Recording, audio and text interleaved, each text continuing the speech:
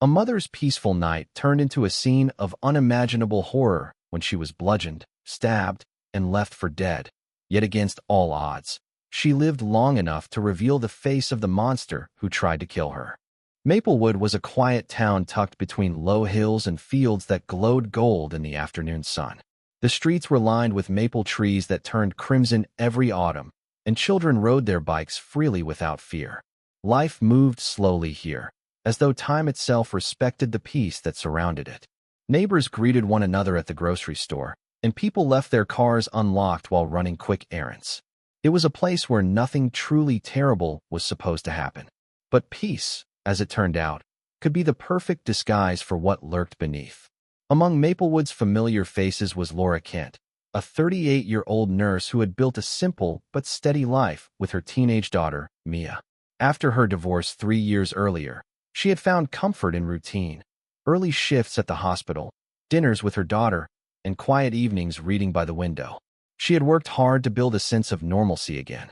Those who knew her said she had a calming presence, the kind that made people trust her instantly.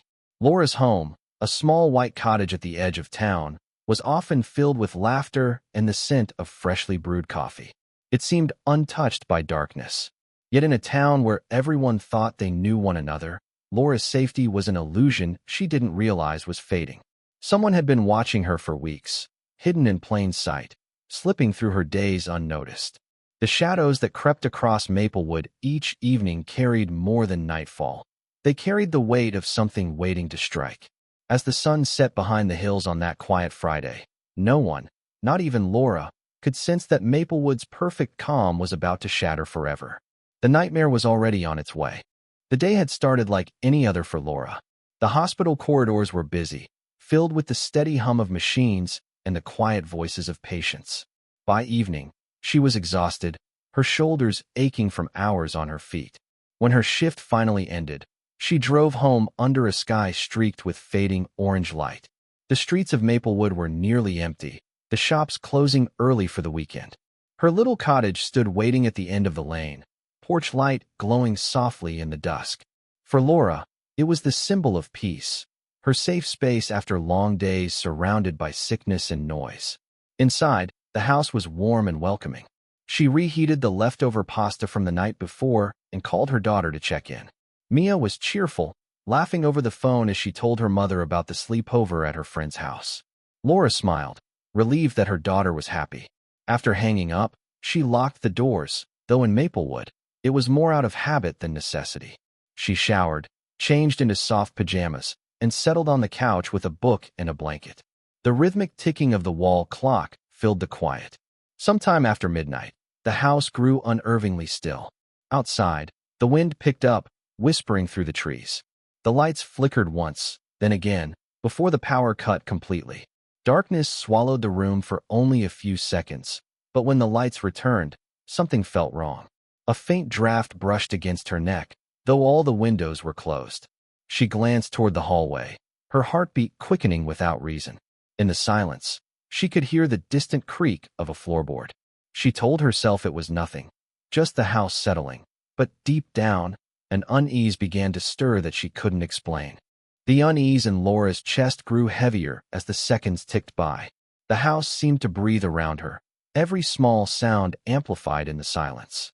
She stood up slowly, the book slipping from her lap onto the floor. Her eyes darted toward the hallway, where the faintest shadow seemed to move and then disappear. She told herself it was her imagination, a trick of the flickering light, but instinct whispered otherwise. The kitchen clock continued its slow, steady rhythm until a soft thud broke through the quiet. Her pulse quickened. She stepped forward, calling out, but her voice barely left her throat. Before she could reach the light switch, something slammed into her from behind. Pain exploded across her skull, and she stumbled forward, hitting the floor hard. The metallic taste of blood filled her mouth. She tried to crawl, but another blow came, heavier this time, blurring her vision. Somewhere above her, she could hear ragged breathing, fast, angry, human. A shadow loomed, and then the cold flash of steel caught her eye. A knife. The attacker plunged it down, the pain sharp and consuming as it tore through her abdomen.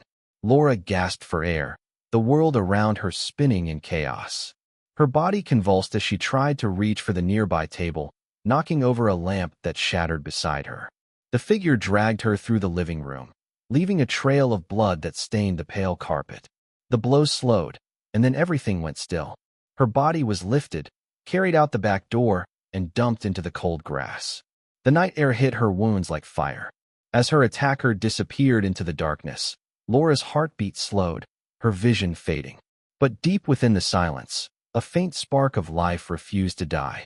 The night stretched endlessly around her, the world reduced to pain and darkness. Laura drifted in and out of consciousness, her body cold against the damp earth. The metallic scent of blood filled the air, mingling with the faint smell of grass and rain. Her mind struggled to make sense of what had happened. The images came in flashes, a hand, a glint of metal, the crushing weight of fear. She wanted to move, to scream, but her body refused. Hours passed, and the night began to fade into a pale, gray dawn. Somewhere nearby, a dog began to bark, its sound sharp and persistent. That noise stirred something inside her. With the little strength she had left, Laura tried to move her hand. Her fingers twitched, brushing the cold ground. The pain was unbearable, yet she pushed herself up an inch, then another. Every breath burned her lungs. Every heartbeat felt like fire. She crawled slowly toward the faint sound of the barking dog, her blood leaving a dark trail behind her. The world blurred in and out of focus, but she kept moving, driven by an instinct to live. When she reached the porch, her vision dimmed again. She lifted her hand weakly, scraping at the wooden steps before collapsing. Moments later, the sound of a door opening echoed faintly. A voice gasped, feet hurried closer, and then the world filled with sirens and flashing lights. Paramedics surrounded her, their voices urgent but distant. She was lifted onto a stretcher, the edges of the world spinning away. Somewhere deep in her fading consciousness, Laura realized she was still alive. The person who wanted her gone had failed. Her survival was not just a miracle. It was the beginning of the hunt for whoever had done this. Detectives arrived at the Kent residence within hours of the attack, their boots crunching against the frost-covered grass as they surveyed the grim scene. The sight was haunting, blood smeared along the walls, shattered glass glinting under the morning light, and streaks across the floor that told the story of Laura's desperate struggle. Nothing appeared stolen. Her purse, jewelry, and car keys remained untouched. That detail struck investigators immediately. This was not a robbery gone wrong. It was personal. Whoever had done this wanted to hurt her, not just take from her. Inside the house, crime scene technicians photographed every inch of the living room, collecting fibers and fingerprints. A single muddy shoe print was found near the back door, half smudged but distinct enough to be preserved. Outside, the grass was flattened in places where a struggle had clearly occurred. Neighbors were questioned, but no one had seen or heard anything unusual. Maplewood, once peaceful, now felt suffocatingly small. Everyone wondered if the attacker was still among them. At the hospital, Laura remained unconscious, her body covered in stitches and bruises. Detectives hoped she would wake soon, but until then, they had little to go on. Background checks revealed no recent conflicts, no known enemies. Yet the lack of forced entry suggested she had known her attacker, someone she trusted enough to let inside. That realization unsettled even the most seasoned officers. The chief investigator, Detective Morris, promised the community swift answers, but inside, he knew this case would be far from simple. As night fell again over Maplewood, police cars still lined the street, their lights flashing red and blue across the white cottage. Somewhere beyond that glow, the person responsible was watching, silent and patient, knowing the town was only beginning to uncover the nightmare they had unleashed. Days turned into weeks as Laura slowly regained consciousness, her body fragile, but her mind fighting to piece together what had happened. The hospital room was quiet except for the steady beep of the heart monitor beside her bed. Nurses spoke softly, and detectives visited often, hoping her memory would return. But the trauma had left her thoughts scattered, trapped beneath a fog she couldn't lift. She remembered the pain, the darkness, the weight of someone standing over her, but the face refused to come into focus.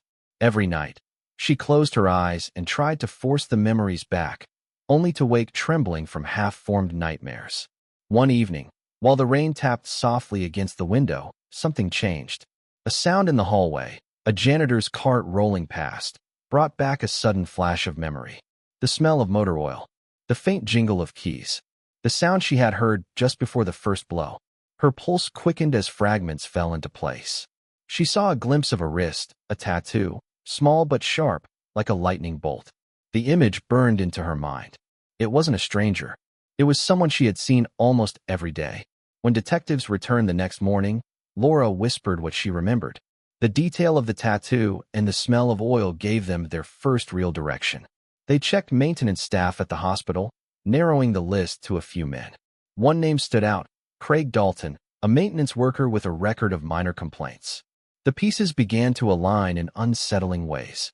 For the first time, the investigation had a face, a possible motive, and a trail to follow. But as the detectives left her room that day, Laura couldn't shake the feeling that Craig already knew she was remembering him. Detectives began digging into Craig Dalton's background, and what they found painted a troubling picture. He had been employed at the hospital for nearly 5 years, mostly working night shifts when few people were around. Co-workers described him as quiet but easily irritated, the kind of man who took offense to small things. A few nurses had filed complaints about his inappropriate remarks and his tendency to linger too long in hallways after his duties were finished. Among those complaints was one filed by Laura Kent just weeks before the attack. She had reported that Craig had followed her to her car one night, asking personal questions and refusing to leave her alone. The hospital management issued him a warning, but he kept his job. When detectives searched Craig's small apartment on the outskirts of town, they found what they had feared: evidence that connected him directly to the crime. Inside a rusted toolbox was a single black glove stained with dried blood. DNA testing confirmed it matched Laura's. A pair of muddy work boots in his closet matched the partial footprint found near her back door. Even his truck, parked behind the building, showed faint traces of blood on the handle. The picture became clear. He had planned the attack carefully, waiting for a night when Laura would be home alone. Detectives believed his motive was revenge. The complaint had embarrassed him, costing him overtime hours and damaging his reputation. His pride had turned into rage, and that rage had become something monstrous. When confronted with the evidence, Craig denied everything, insisting the glove was planted and the timing was coincidence. But his calm, detached demeanor only deepened the investigators' certainty. They knew they had found the man who turned Maplewood's peace into terror. The morning of Craig Dalton's arrest began like any other at Maplewood General Hospital. Staff moved through the halls, unaware that police officers were waiting just outside. Detectives had secured the warrant overnight, armed with DNA results and surveillance footage showing Craig's truck near Laura's neighborhood on the night of the attack. At 8:12 a.m., as Craig stepped out of the maintenance room carrying a toolbox, 2 officers approached from behind. He froze when he saw them, his eyes darting toward the exit, but there was nowhere to run. Within seconds, he was handcuffed and escorted through the main corridor. The hospital fell silent as staff and patients watched in disbelief. At the station, Craig maintained his composure. He sat still, eyes cold, answering questions with short, mechanical replies. When confronted with the evidence, his mask began to slip. Investigators noticed how his breathing changed when they mentioned Laura's name. His face twitched slightly when they described the tattoo on his wrist. It was as if he realized the walls were closing in. Eventually, the calm gave way to bursts of anger, denials, accusations, and unfinished sentences that revealed more than he intended. The confession came in fragments, not out of guilt, but frustration. He spoke of humiliation, of being pushed too far, and how she had to learn a lesson. The detectives listened in silence as his words painted a chilling picture of obsession and revenge. The brutality had been deliberate, a twisted expression of power. When the interrogation ended, Craig was booked for attempted murder, assault with a deadly weapon, and burglary. News of the arrest spread across Maplewood within hours. For the first time in weeks, the town exhaled, but the relief was bitter. The realization that one of their own had done this was more frightening than any stranger could have been. The trial began 6 months after Craig Dalton's arrest, drawing national attention to the small town of Maplewood. Reporters filled the courthouse steps each morning, eager to capture the story of the nurse who had survived her own murder attempt. Inside, The courtroom buzzed with quiet tension. Laura sat in the front row, her hands trembling slightly as she faced the man who had nearly ended her life. Her scars, both visible and hidden, told the story better than any words could. Craig sat only a few feet away, expressionless, dressed in a gray suit that did nothing to soften the darkness in his eyes. The prosecution presented a case built on unshakable evidence. DNA from the bloodstained glove, the matching shoe print, and surveillance footage placing Craig's truck near Laura's home. They revealed the prior complaint Laura had filed, showing how anger and humiliation had driven him to violence. Each piece of evidence formed a chain that tightened around him with every passing day. The defense tried to argue diminished capacity, claiming Craig suffered from emotional instability and had no memory of the attack. But his partial confession, combined with the physical proof, dismantled their argument entirely. When Laura finally took the stand, the room fell silent. Her voice was steady, though every word carried the weight of her trauma. She recounted crawling for help, the sound of the knife, the faint smell of oil. Jurors listened with tears in their eyes. After 4 hours of deliberation, the verdict came back, guilty on all charges. Craig Dalton showed no reaction as the sentence was read, life in prison without parole. Laura closed her eyes and exhaled for the first time in months. Justice had been served, but the shadow of that night would remain with her forever. Months passed before Laura was able to return to her home on Willow Lane. The walls had been repainted, the carpets replaced, and the bloodstains long gone. Yet the memories still lingered in the air like an invisible weight. She stood in the doorway the first evening back, her hand trembling as she turned the key. The faint hum of the refrigerator, the creak of the stairs, even the whisper of the wind through the trees, all once familiar sounds, now carried echoes of fear. But Laura refused to let terror reclaim her life. She had survived what was meant to destroy her, and that survival had given her a strength she never knew she possessed. The community rallied around her, organizing fundraisers and vigils in her honor. For the people of Maplewood, her recovery became a symbol of resilience. What had begun as a story of horror transformed into one of hope. Laura started speaking publicly about her experience, sharing her story in schools, hospitals, and support groups. She wanted victims to know that survival was not weakness, it was defiance. Each time she spoke, she felt a little more of her fear dissolve. At night, she still dreamed of that moment, the glint of the knife, the burning pain. But when she woke, she reminded herself she had won. The man who had tried to silence her would never walk free again. The house that had once been her prison of nightmares became her sanctuary once more. Sometimes she would sit on the porch at dusk, the same time her nightmare had begun, and watch the sun fade behind the hills.